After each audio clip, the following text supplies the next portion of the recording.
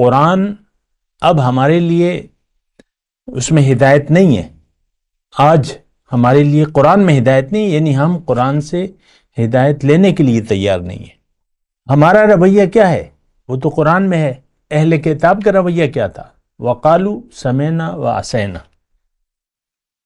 وہ کہتے تھے کہ ہم نے سنا لیکن ہم اطاعت نہیں کریں گے. اور ظاہر ہے کہ دیکھیں جب حضور صلی اللہ علیہ وسلم تشریف لائے تو وہاں جو پرانے مسلمان تھے مدینے میں 3 بڑے بڑے قبیلے تھے، لیکن انہوں نے پیغمبر کو نہیں مانا، ان کی تصدیق نہ کی اور ان سے مقابلے پر اتر آئے. یہی کیفیت ہماری ہے.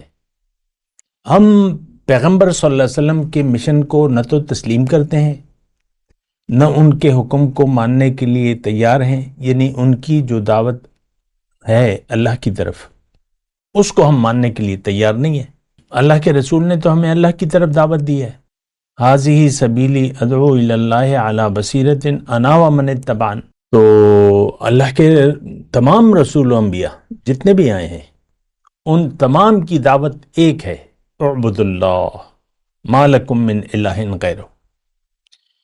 اور دیکھیں یہی ایک بنیادی نقطہ ہے عبادت کا، بندگی کا، جسے ہم سمجھ نہیں پا رہے.